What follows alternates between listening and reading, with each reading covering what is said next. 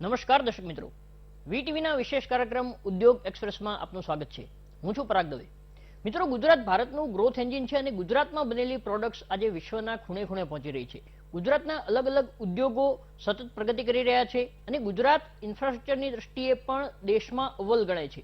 જોકે તેમ છતાં ગુજરાત જો સમગ્ર વિશ્વમાં મેન્યુફેક્ચરિંગ હબ તરીકે ખ્યાતિ પ્રાપ્ત કરવા ઈચ્છતું હોય તો રાજ્યના નાના નાના વિસ્તારોમાં પણ જ્યાં ઔદ્યોગિક ક્લસ્ટર્સ છે, જીઆઈડીસી છે, એ તમામ સ્થળો પર યોગ્ય માળખાકીય સુવિધાઓ મળે તે આવશ્યક છે અને તે જ માટે ઉદ્યોગ એક્સપ્રેસ ઉદ્યોગ જગત અને સરકારે બંને વચ્ચે સેતુ બનવાની ભૂમિકા ભજવી રહ્યું છે. દર્શક મિત્રો, આજના એપિસોડમાં આપણે વાત કરીશું કે કઈ પ્રકારે રાધનપુરની જીઆઈડીસીના ઉદ્યોગકારો માળખાકીય સુવિધાઓ ઝંખી રહ્યા છે, સાથોસાથ એમએસએમઈ ઉદ્યોગોએ પોતાના વિકાસ માટે કઈ પ્રકારે કોર્પોરેટ ટ્રેનિંગ પર ભાર આપવો જોઈએ તેના માટે સંતોષ નાયર સાથે ખાસ મુલાકાત કરી છે. તે પણ આજે આપણે જોઈશું.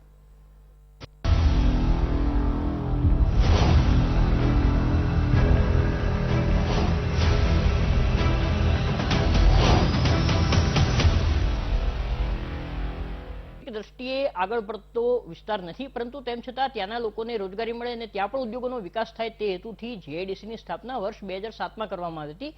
પરંતુ ત્યારબાદ હજુ સુધી ઘણી બધી માળખાકીય સુવિધાઓ મળી નથી. તેના કારણે ત્યાંના ઉદ્યોગકારો પરેશાન છે. ઉપરાંત જીઆઈડીસી દ્વારા અનેક પ્લોટ ધારકોના પ્લોટ પણ પરત લઈ લેવામાં આવે છે. તો કેવી સ્થિતિ છે રાધનપુર જીઆઈડીસીની, આવો જોઈએ આ વિશેષ અહેવાલમાં.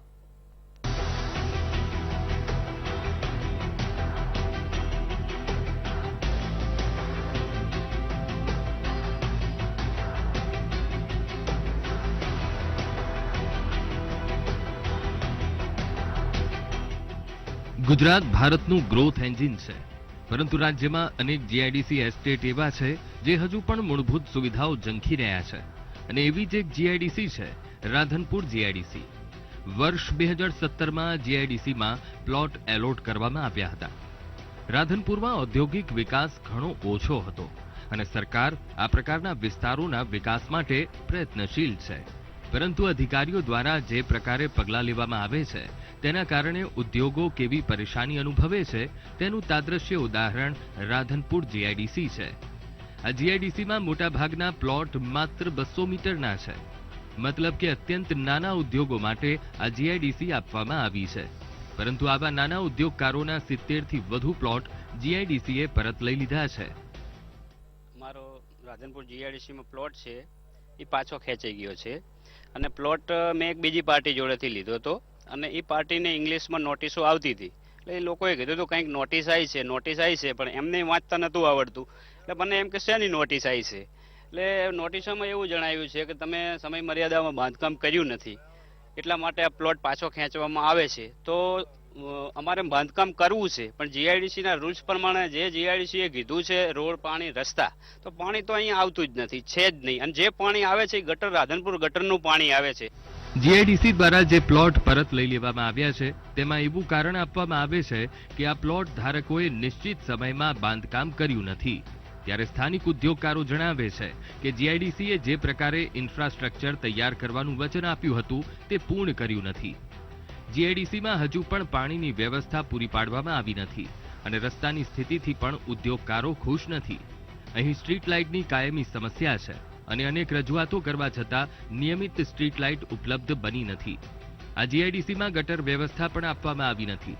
આ સંજોગોમાં નાના ઉદ્યોગકારો માટે બાંધકામનો ખર્ચ અત્યંત વધી જાય તેમ છે અને તેથી તેઓ જીઆઈડીસી દ્વારા પ્લોટ પરત લઈ લેવાના નિર્ણયનો વિરોધ કરી રહ્યા છે. ઉપરાંત રાધનપુર જેવા વિસ્તારોની જીઆઈડીસીમાં તંત્ર દ્વારા અંગ્રેજી ભાષામાં નોટિસો અપાઈ છે, તે પણ અયોગ્ય હોવાનું ઉદ્યોગકારો જણાવે છે. રાધનપુર જીઆઈડીસીના ઉદ્યોગકારોએ અનેક કામ માટે જીઆઈડીસીની ગાંધીનગર ઓફિસ સુધી ધક્કા ખાવા પડે છે. તે અટકાવવા માટે મહેસાણા ખાતે જ રિજનલ મેનેજર અને ડિવિઝનલ મેનેજરના ચાર્જ આપવા જોઈએ તેવી માંગ ઉઠી રહી છે.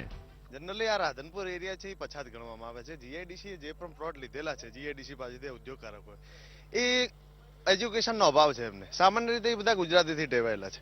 હવે જીઆઈડીસી નોટિસો ફાળવે છે, ઇંગ્લિશમાં ફાળવે છે. બીજું અમારા જોડે આવે છે, અમે કહીએ કે આમાં મહેસાણા ઓફિસનો સંપર્ક કરો. મહેસાણા ઓફિસમાં આરએમ બેસે છે. આરએમ અને ડીએમ નો ચાર્જ અલગ અલગ છે. હવે મહેસાણા ઓફિસમાં એ ધક્કા ખાય અને પછી એવું કે ગાંધીનગરમાં. હવે મહેસાણા ઓફિસમાં એ લોકો માંડ પહોંચે છે. અમારા જેવા જોડે, વચેટિયા જોડે, અથવા અમે એવું કહી શકીએ કે અમે થોડું અમે એજ્યુકેટેડ છીએ એટલે એમને અમે સમજાવી શકીએ છીએ. એટલે અમે એવું કહીએ છીએ કે મહેસાણા ઓપિનિયન છે, મહેસાણામાં એવું કહે છે ગાંધીનગર, એટલે આ બહુ તકલીફ પડે છે. રાધનપુર જીઆઈડીસીમાં બાવળના કોલસા, ચારકોલના અનેક યુનિટો આવેલા છે. ઉપરાંત એગ્રીકલ્ચરને લગતા યુનિટો પણ અહીં કાર્યરત છે. આ બંને સેક્ટરના ઉદ્યોગો અહીં મજબૂત બની રહ્યા છે અને દેશના વિવિધ રાજ્યોમાં પોતાની પ્રોડક્ટ્સ મોકલે છે. જો કે જીઆઈડીસીમાં ઇન્ફ્રાસ્ટ્રક્ચરના અભાવની તેઓ ફરિયાદ કરે છે. રાધનપુર જીઆઈડીસીમાં લગભગ 100 થી વધુ પ્લોટની જગ્યા પર વાદી સમાજનો વસવાટ છે. ઉપરાંત આ જીઆઈડીસીના માર્ગો પર પણ દબાણ છે, જેના કારણે માલના ટ્રાન્સપોર્ટેશનને લઈને સમસ્યા થતી હોય છે. જો આ પ્રકારની સમસ્યાનું નિરાકરણ આવે તો અહીંના ઉદ્યોગો વધુ ઝડપી પ્રગતિ માટે સજ્જ છે. એ જ રીતે ચારકોલ ઉદ્યોગમાં પણ જીઆઈડીસી દ્વારા પોતાના નિયમો મુજબના બાંધકામનો આગ્રહ રાખવામાં આવે છે, પરંતુ ચારકોલ ઉદ્યોગકારો માટે એ પ્રકારે બાંધકામ કરવું શક્ય નથી, કારણ કે આ ઉદ્યોગ અલગ પ્રકારનો છે. પણ અહીંયા જીઆઈડીસીમાં દબાણ રોડ ઉપર છે અને રસ્તાઓમાં લાઇટ અને બીજું પાણીની સુવિધા પૂરી પડતી નથી. અને અમારા જેવા અહીંયા 10-15 એગ્રીકલ્ચરને લગતા ઉદ્યોગો છે, પણ એને સુવિધાના અભાવે અને ટ્રાન્સપોર્ટની સુવિધા ન હોવાથી અને જીઆઈડીસી બાજુથી કોઈ કોઓપરેટ નથી અને બધા પ્લોટ ખાલસા થયા છે. રાધનપુર જીઆઈડીસીની અંદર 8 થી 10 આવા યુનિટ છે. આજની તારીખમાં મારી પાસે આવા 4 સ્ક્રીન મશીન છે, જેની અંદર લગભગ 101 માણસો અત્યારે મારા પાસે રોજીરોટી મેળવે છે, જેમાં અમે લોકલ મજૂરોને રોજીરોટી આપીએ છીએ. હવે વાત રહી છે મને જે જીઆઈડીસીમાંથી સાહેબો પાસેથી આની અમને પરમિશન આપવામાં ના પાડે છે કે તમે આ બાંધકામ નથી કર્યું, આ નથી કર્યું, પણ અમને અમારા ચારકોલનો જે ઉદ્યોગ ચલાવવા માટે અમે જે જરૂર છે એ આપ જોઈ શકો છો કે અમે અમારા મજૂરોને રહેવા માટે બાથરૂમ બનાવેલા છે, મજૂરોને રહેવા માટે રૂમો બનાવેલી છે, મજૂરોને રહેવા માટે સંડાસ બાથરૂમ બનાવેલા છે, મજૂરોને ઉપર સુઈ રહેવા માટે ધાબાની સગવડ છે, રૂમોની પૂરતી સગવડ છે. અહીં આ લોકો આવી અને જોઈ અને અમારું નપાસ કરીને જતા રહ્યા છે. રાજ્યની અન્ય અનેક જીઆઈડીસીની જેમ જ રાધનપુર ખાતે પણ ડબલ ટેક્સેશનની સમસ્યા છે. રાધનપુર જીઆઈડીસી ખાતે જીઆઈડીસી દ્વારા પણ ઇન્ફ્રાસ્ટ્રક્ચર પૂરું કરવામાં આવ્યું નથી અને સ્થાનિક સત્તામંડળ દ્વારા કોઈ પ્રકારની સુવિધા આપવામાં આવતી નથી. રાધનપુર નગરનું ગંદુ પાણી 1 મહિના અગાઉ સુધી જીઆઈડીસીમાં આવતું હોવાની ફરિયાદો સ્થાનિક ઉદ્યોગકારો કરે છે. નગરપાલિકા દ્વારા નાના ઉદ્યોગકારોને પ્રોપર્ટી ટેક્સ માટે નોટિસો ફટકારવામાં આવે છે, પરંતુ ઉદ્યોગકારો તેનો વિરોધ કરે છે, કારણ કે નગરપાલિકા અહીં કોઈ પ્રકારની સુવિધા આપતી નથી. અમારી એક સમસ્યા છે કે અહીં જીઆઈડીસી થી પણ જીઆઈડીસી પણ પૂરતી સુવિધા આપતી નથી અને નગરપાલિકાની તો બિલકુલ સુવિધા નથી. તો એ લોકો બિલ ફટકારે છે. એ લોકોને અમારે ડબલ ટેક્સીસની સમસ્યા છે. જીઆઈડીસી પૂરતી સુવિધા નથી આપતી. જીઆઈડીસી ને તો અમે ટેક્સ ચૂકવીએ જ છીએ, સાથે સાથે નગરપાલિકા અવારનવાર ટેક્સ ચૂકવવા માગણી કરે છે, ટેક્સ ચૂકવવા વસૂલાત કરવાની વાત કરે છે, નોટિસો ફટકારે છે. એ અમારી ભયંકરમાં ભયંકર સમસ્યા છે. રાધનપુર જીઆઈડીસી હાલમાં લગભગ 2000 થી વધુ લોકોને રોજગારી આપે છે અને અહીં 60 જેટલા યુનિટો ચાલુ થયા છે. જો કે માત્ર 200 મીટરના યુનિટો હોવાથી એમ કહી શકાય કે અત્યંત નાના ઉદ્યોગકારો કે જેઓ સ્વરોજગારના હેતુથી ઉદ્યોગમાં આવવા માંગે છે તેમના માટે આ જીઆઈડીસીની વ્યવસ્થા કરવામાં આવી છે. પરંતુ રાજ્યના મોટા જીઆઈડીસી એસ્ટેટ જેવી અપેક્ષા આ પ્રકારની જીઆઈડીસીમાં રાખી શકાય નહીં, તેમ સ્થાનિક એસોસિએશન જણાવે છે.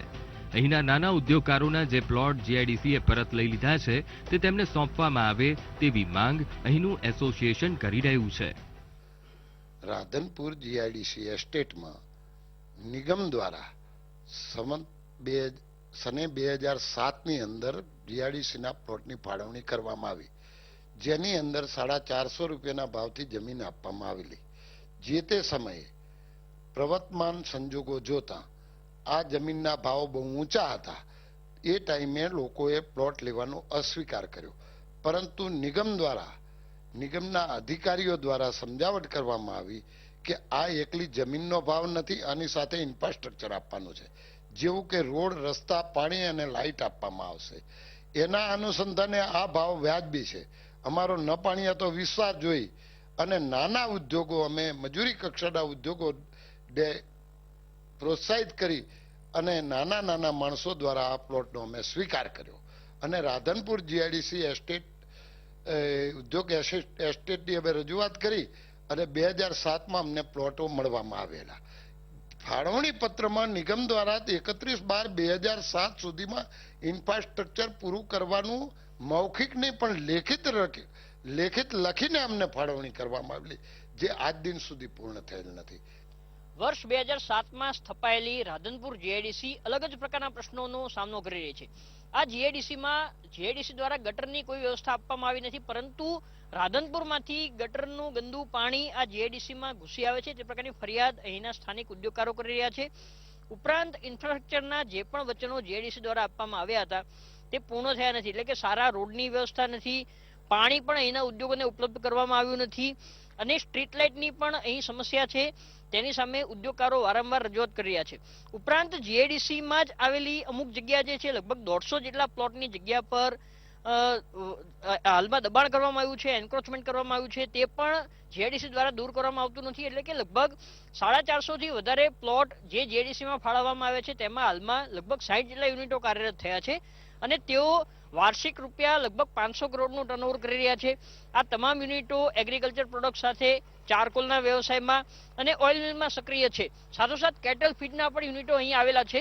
પરંતુ જીઆઈડીસીના અધિકારીઓ દ્વારા જે પ્રકારે ઉદ્યોગકારોને પરેશાની કરવામાં આવી રહી છે તે સત્વરે દૂર થાય તેવી માંગ સ્થાનિક ઉદ્યોગકારો કરી રહ્યા છે. કેમેરામેન દશરથ ઠાકોર સાથે પરાગ દવે, વીટીવી ન્યૂઝ, રાધનપુર. દર્શક મિત્રો, ઉદ્યોગ એક્સપ્રેસમાં હવે સમય થયો છે વિરામનો. વિરામ બાદ આપણે ચર્ચા કરીશું કોર્પોરેટ ટ્રેનર અને મોટિવેશનલ સ્પીકર સંતોષ નાયર સાથે. આપ જોતા રહો ઉદ્યોગ એક્સપ્રેસ.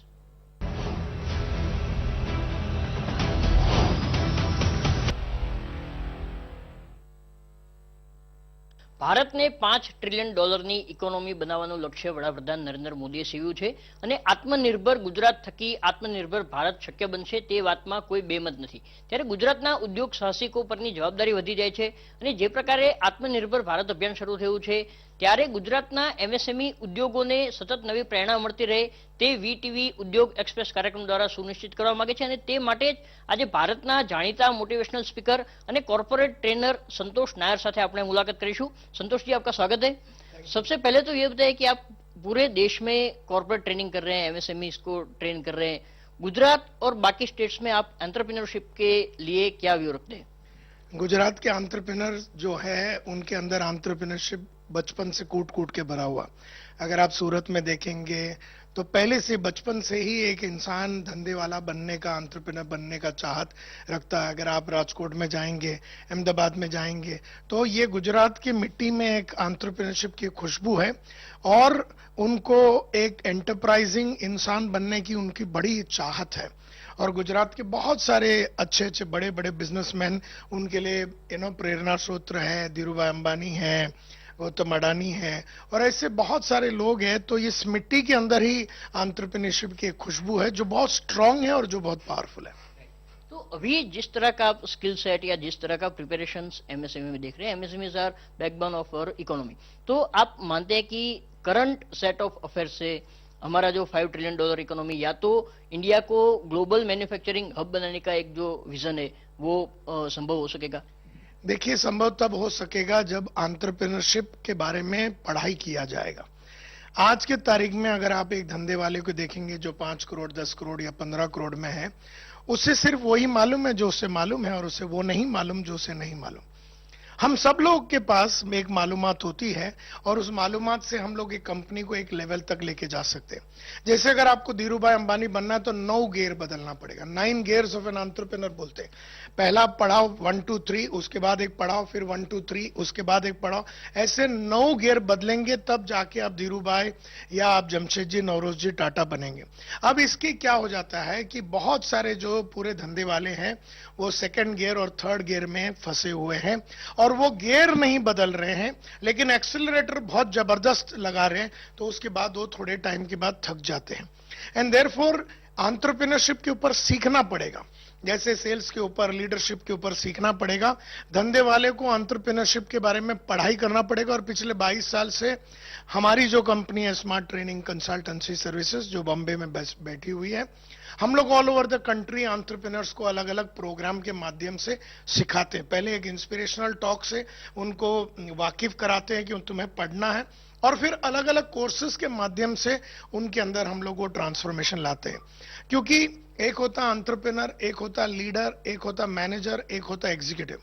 अब प्रॉब्लम ये होता है कि एंटरप्रेन्योर का काम है रिस्क लेना, लीडर लोगों का काम है संस्था में ट्रांसफॉर्मेशन लाना, मैनेजर का काम है डेली कॉम्प्लेक्सिटी को हैंडल करना, और एग्जीक्यूटिव का काम है डेली का काम करना।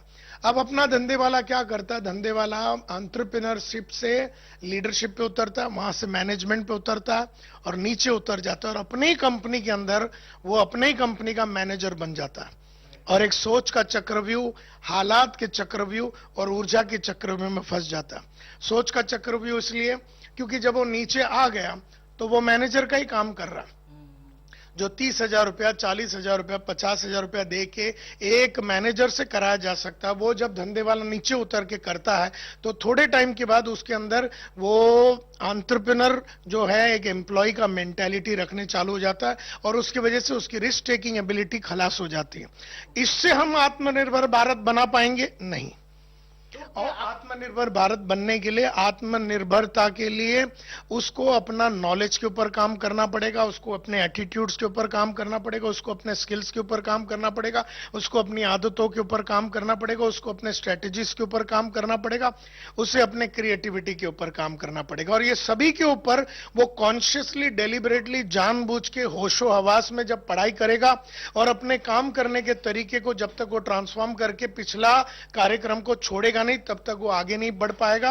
एंड देयरफॉर अगर हमको पूरे देश के एंटरप्रेन्योर्स की पोटेंशियल को एक्सप्लॉइट करके इसको चाइना के सामने और वर्ल्ड के सामने, और खास करके गुजरात उसका हब बने, उसका कैपिटल बने, कि गुजरात लीड करे पूरे इंडिया में, गुजरात लीड करे एंटरप्रेन्योरशिप में, और गुजरात का एक मॉडल इंडिया में बने और इंडिया का मॉडल वर्ल्ड तक जावे, इसके लिए पढ़ाई लिखाई तो करना ही पड़ेगा। कितने परसेंट एमएसएमईज में आप ये अंगर देख रहे हो कि जो चेंज के लिए तैयार है, जो बदलाव को एक्सेप्ट कर रहे हैं और उसके लिए पूरा अपना जो ध्यान, फोकस है वो उस पर लगाना चाहते हैं? इस तरह के ट्रेनिंग या तो अलग कोई भी मॉडल हो, किस तरह से बदलाव को एक्सेप्ट करने वाले कितने परसेंट आप देख रहे हैं? 100 में से 3 जन कहते हैं किसी भी तरह का ट्रांसफॉर्मेशन के बारे में आप पढ़ाएंगे, तो पढ़ाने का कोशिश करेंगे तो 3 जन उसको पढ़ेंगे, लिखेंगे, समझेंगे, जानेंगे और उसको इंप्लीमेंट करेंगे। 17% लोग होंगे जो थोड़ा बहुत पढ़ाई करेंगे, थोड़ा बहुत इंप्लीमेंट करेंगे और फिर अपने डेली कामों में लग जाएंगे। 80% आदमी चाह के भी वो कर नहीं पाएगा, क्योंकि उसकी चाहत जो है ना, उसकी एक ग्रेट संस्था बनाने की चाहत, इसको बोलते हैं द पावर ऑफ इंटेंशनैलिटी। एक संस्था बनाना, पैसा बनाना ये अलग बात है, और संस्था बनाना, एक auto pilot organisation which runs on its own, एक auto exponential organisation which grows on its own, और एक ऑटो ट्रांसफॉर्मिंग कंपनी जो ट्रांसफॉर्म होने का, जो खुद ही ट्रांसफॉर्म होती है।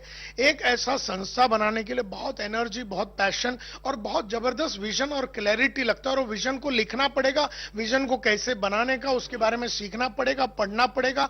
3% दिल से करते हैं, बाकी 17 पे हम लोग बहुत जबरदस्त काम देते हैं। और हमारा काम और प्रयास, जैसे हमारे जितने भी संस्थाएं होती है, एसोसिएशन होते हैं, जैसे गुजरात इंडस्ट्रियल पार्क हुआ, या फिर इस तरह से जो सरदार क्या बोलते हैं सरदार धाम जो है, ये सब जो है ये इन लोगों के अंदर उस तरह की भावना को जगाने का काम कर रहा है। और इस काम में बहुत सारे लोगों को जुड़ना पड़ेगा, हम जैसे लोगों को भी जुड़ना पड़ेगा, आप जैसे मीडिया वाले को भी जुड़ना पड़ेगा, और हम सब लोग मिलके ये जो एक ट्रांसफॉर्मेशनल थिंकिंग अगर हम धंधे वालों में ला पाए तो ये काम हो सकता है।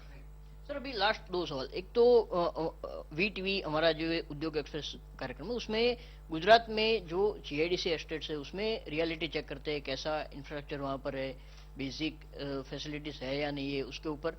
और दूसरा तो इसमें तो गवर्नमेंट को डेफिनेटली काम करना पड़ेगा, क्योंकि एमएसएमई के आप इंफ्रास्ट्रक्चर को कितना महत्वपूर्ण मानते हो कोई भी एमएसएमई के ग्रोथ में। और दूसरा, गवर्नमेंट एमएसएमई को इस तरह के ट्रेनिंग या इस तरह से चेंजेस अवेलेबल हो सके, उसके लिए कैसा रोल अदा कर सकता है? सी, गवर्नमेंट तो अपना काम करेगा, बट गवर्नमेंट का फोकस खाली एंटरप्रेन्योर्स बनाना नहीं है। गवर्नमेंट का काम है गवर्न करना, गवर्नमेंट का काम है पॉलिसीज बनाना, और पॉलिसीज बना के ये जो है एमएसएमई को अपने ऊपर और एमएसएमई के जो एसोसिएशंस हैं उनको अपने ऊपर, पढ़ाई तो आदमी को खुद ही करना पड़ेगा। गवर्नमेंट एक इंस्टीट्यूट बना के दे सकती है, कुछ इंफ्रास्ट्रक्चर बना के दे सकती ऐसे कितने इंस्टीट्यूट्स की आवश्यकता पड़ेगी जो हमारा विजन है $5 ट्रिलियन इकोनॉमी का? How government can help small entrepreneurs who can't, जो इतना सारा खर्च नहीं कर पाते कॉर्पोरेट ट्रेनिंग के लिए, उनको गवर्नमेंट को सपोर्ट कुछ मिल सकता है या नहीं? बिल्कुल, अगर गवर्नमेंट ये चाहे कि एक certain amount of money MSME के डेवलपमेंट के लिए लगाया जाए और एमएसएमई का रियल प्रॉब्लम्स के ऊपर काम करने के लिए गवर्नमेंट वचनबद्ध हो जावे तो बिल्कुल काम हो सकता है। बिकॉज एक तो आदमी को लेना पड़ेगा, तो जो बोलते हैं ना sourcing of people, absorbing of people, एक तो आदमी को लेना पड़ेगा, फिर उसको एब्जॉर्ब करना पड़ेगा, लोगों को डेवलप करना पड़ेगा, लोगों को डिप्लॉय करना पड़ेगा, लोगों का परफॉर्मेंस इवैल्यूएशन करना पड़ेगा, लोगों का रिवॉर्ड एंड रिकॉग्निशन करना पड़ेगा, लोगों को एंगेज करना पड़ेगा। तो एमएसएमई ये सब चीज पढ़ के नहीं आता।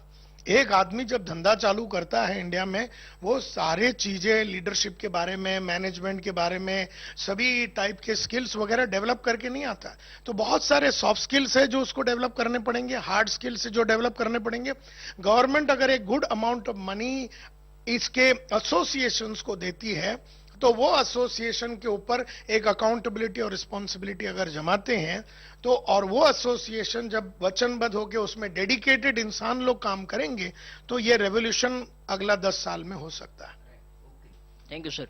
તો દર્શક મિત્રો, આપણે જાણીતા મોટિવેશનલ સ્પીકર અને કોર્પોરેટ ગુરુ સંતોષ નાયર સાથે વાત કરી। તેમણે જણાવ્યું કે ગુજરાતમાં સ્વાભાવિક રીતે આંતરપ્રિન્યોરશિપ ભરેલી છે। ગુજરાતના યુવાનો કોઈપણ ઉદ્યોગમાં સફળતા પ્રાપ્ત કરવા માટે સજ્જ છે, પરંતુ તે માટે આવશ્યક છે અનેક લેયર્સ જે આવેલા છે, જે અનેક સ્ટેજ છે, અલગ અલગ તબક્કા છે, તે પસાર કર્યા બાદ જ ઉચ્ચતમ કક્ષાની સફળતા મેળવવી શક્ય બને છે। અને તે માટે એમએસએમઈ ઉદ્યોગકારોએ પણ સતત નવું શીખતા રહેવું આવશ્યક છે। અને સરકાર દ્વારા પણ જો એસોસિએશનને સાથે રાખીને આ પ્રકારની ટ્રેનિંગ રાજ્યના એમએસએમઈને મળે તે પ્રકારનું કોઈ મોડેલ ડેવલપ કરવામાં આવશે તો ગુજરાત ચોક્કસપણે ભારતને $5 ટ્રિલિયન ઇકોનોમી બનાવવામાં મહત્વનું યોગદાન આપશે। કેમેરામેન દશરથ ઠાકોર સાથે પરાગ દવે, વીટીવી ન્યૂઝ, અમદાવાદ।